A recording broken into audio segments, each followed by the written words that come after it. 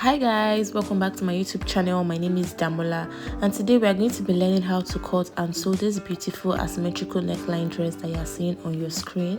It has a side cutout and it also has a high-low on the side. So without wasting much of your time, let's get right into the tutorial. So the first thing I went ahead to do was to draw my starting line, and from there I input all my vertical measurements, my armhole, my waist, my hip depth and my gown length. Now I added extra 5 inch to my gown length. My actual gown length is 58 inches. I added extra 5 inch, making 63 inches. This is because at the end of the day, after you are done sewing and you ruche that cutout part, your gown is going to become shorter. So if you don't want it to become shorter, I would advise you add extra 5 inch to your actual gown measurement. But if you really want what is in the picture that is on your screen right now, there is no need for you to add the extra 5 inch. Just work with your actual gown measurement. And after doing that, the next thing I'm going to do now is to draw out my armhole. And to do that, I'm going to go ahead and input my bust measurement on my armhole line. And after doing that, I'm going to find the midpoint of my armhole. And after getting that point, I'm going to go in on that point by half an inch. Then I'm going to make my armhole curve.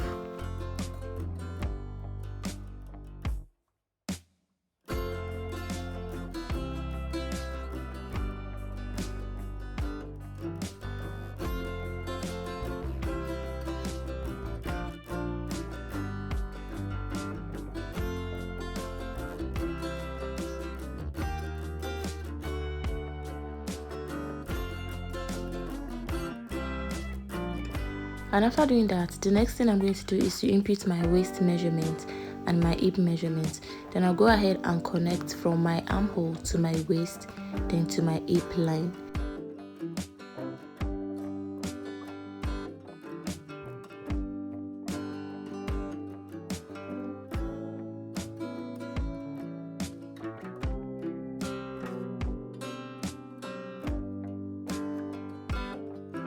Then I'm going to go ahead and measure whatever I have on my hip, and I'm going to input the same thing on my hem.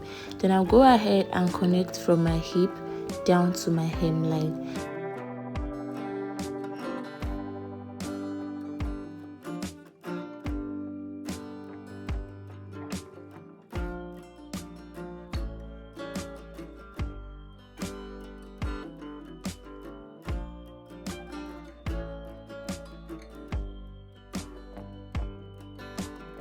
So after doing that, the next thing I'm going to do now is to add 1 inch sewing allowance to all the vertical measurements, and I'm going to go ahead to connect everything.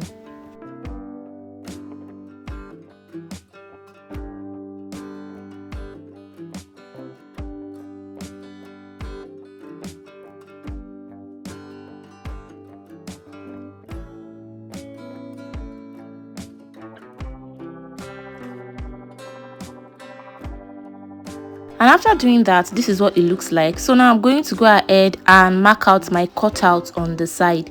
So I'm going to come to my waist now and measure 2.5 inches from my actual waist measurement, not the sewing allowance. I'm going to go in by 2.5 inches. Then I'm going to go up by about 3 inches. I'm using 3 inches because I don't want it to be too close to my armhole, right? Then I'm going to go down towards my hip depth by 6 inches. Then I'm going to connect all the points.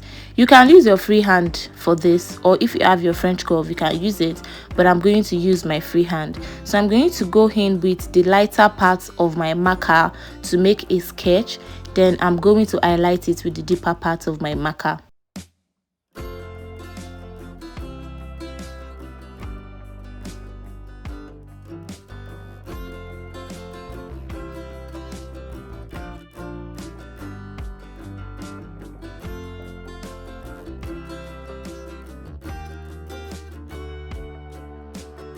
And after doing that, this is what it looks like. So the next thing I'm going to do now is to determine where my slash lines are going to be, right? So I'm going to measure what I have left on my waist after my cutout. And after measuring whatever I have there, I'm going to take the measurement all the way from my waist down to my M line like so, and I'm going to draw a straight line to connect those points.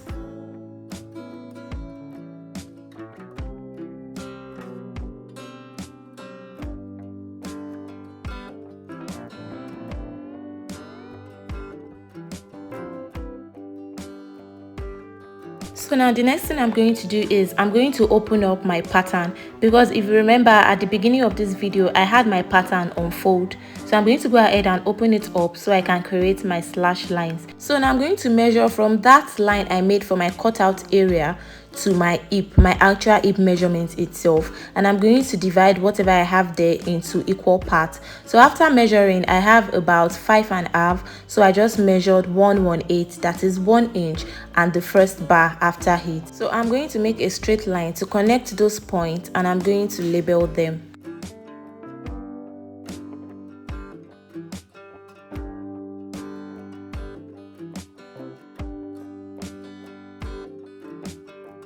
So after I was done slashing and labeling, this is what I have. I had 5 slash lines, so I went ahead to label it 1 to 5. Then I also labeled my sewing allowance 6 because I want to slash it too. I just feel it is going to make it more fuller, but it is totally optional, so you can just skip that step.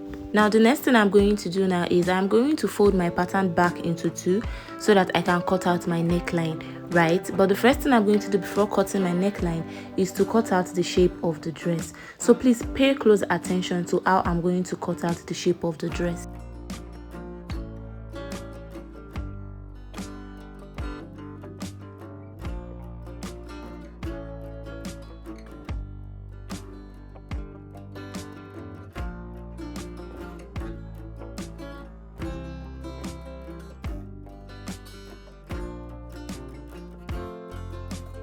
So after I was done with that, right, I'm going to go ahead and open up my pattern again.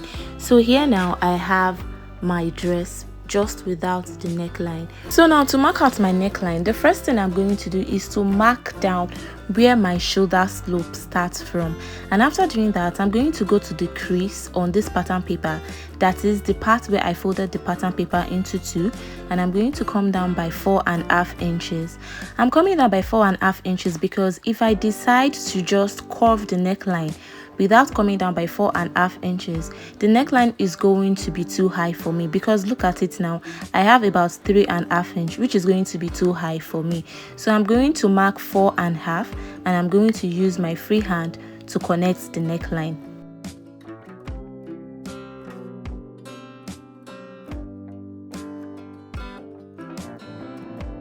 So I'm just going in with the lighter parts of my marker, and I'm going to use that to make a sketch first, and after doing that I'm going to go in with the deeper parts to highlight the lines, then I'm going to cut it out.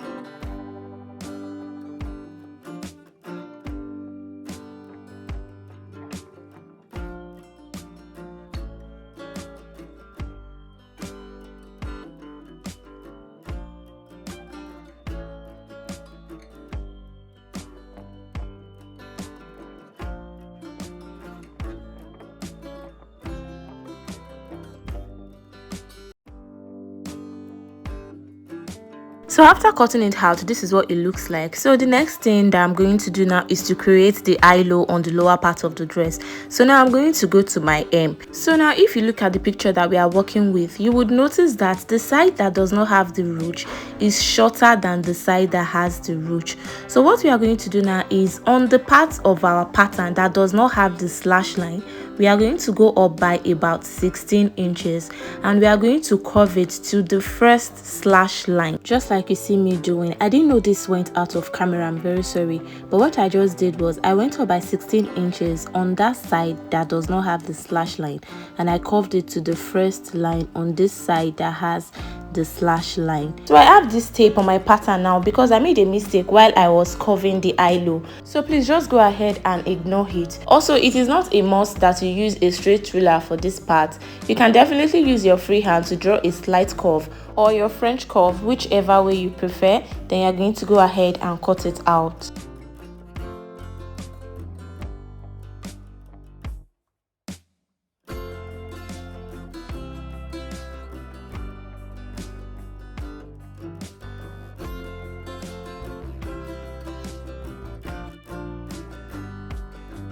So after cutting it out, this is what it looks like. So the next thing I'm going to do now is to cut out my C-cut. I'm going to extend that C-cut line into my sewing allowance. Then I'm going to go ahead and cut it out like so.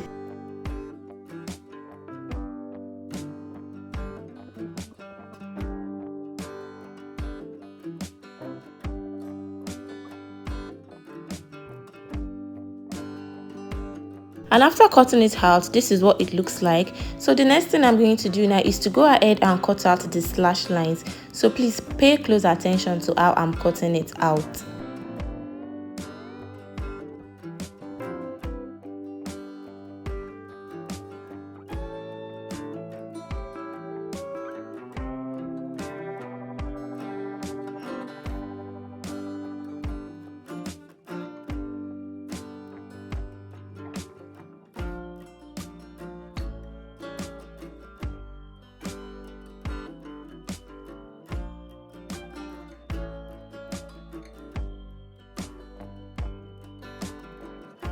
So after cutting it out, this is what the remaining part of the pattern looks like. So now I'm going to go ahead and set it aside, and we're going to work on spreading our slash lines. So now I went ahead to place the first piece of the slash line on the end of a new pattern paper, and I'm going to be placing the other ones after it, spreading it by 1.5 inch. So I've gone ahead to place the second slash line now, right? And I left a space of 1.5 inch in between the first and the second one. So I'm going to do the same thing for all the slash lines.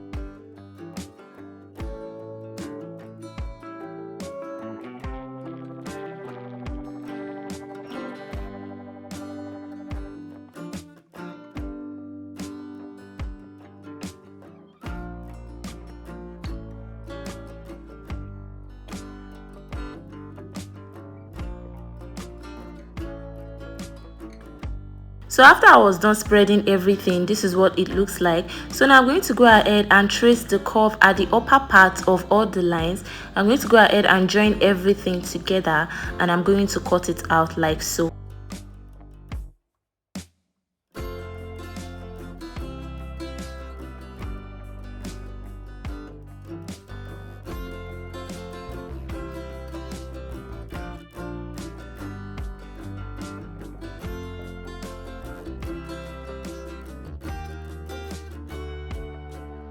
So after I was done cutting it out, this is what it looks like. So now I'm going to go ahead and introduce the other part of the dress that we set aside earlier. We're going to go ahead and tape it back to these slash lines like so. So please pay close attention to how I'm going to be taping it back.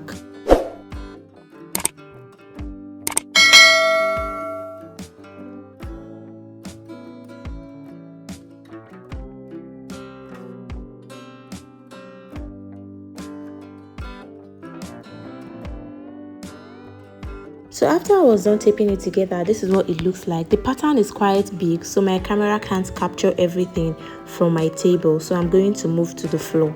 So now this is what the full pattern of the dress looks like, right? And I'm going to be using it to cut both the front and the back because the dress does not have a zipper. Now here is the fabric I'm working with. It is a lightweight crepe fabric, which means it is very shaky. So I'm going to need my pins so I can be in control of the fabric.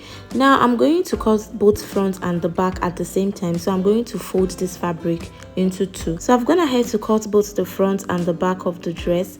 I secured the pattern with my pins, as you can see. So now I'm going to go ahead and remove the pin and set the pattern aside so I can work on sewing the dress. So the first thing I'm going to be doing is I'm going to be hemming the neckline of this dress. You can as well use a facing, but I'm going to be using a bias that I will be cutting from this fabric itself. So I've gone ahead to do that. As you can see how the bias is blending seamlessly with the fabric because I used the same fabric. So now the next thing I'm going to do is to join the shoulders with 1/2 inch seam allowance. Then I'm going to take in the 1 inch seam allowance on all the sides. I'm going to take it on the sides where I joined the shoulders, then on the other side with the asymmetrical neckline, then on the lower part of my cutout, I'm going to be taking 1 inch seam allowance all through. I'll also go ahead to cut out a bias from the fabric to turn my armhole. Then I'm going to come back and show you guys what it looks like. So after I was done with all that, this is what it looks like. You can see the shoulder joining and the armhole tipping, how neat it is looking. So now the next thing we are going to do now is to move to our cutout. So now I'm going to be using the fabric to also turn my cutout part. So I'm going to be cutting a fabric about 1.5 inches wide. So I'm going to be using it to fold over that cutout like so, just to create a channel that is big enough for a rope or an elastic to pass through. Right now, before I do that, I'm going to go ahead and cut away the sewing allowance on the sides of the cutout so that it will be very easy for me to create the channels. So I'm going to cut it out and leave about 1/4 inch so I don't cut into the seam line.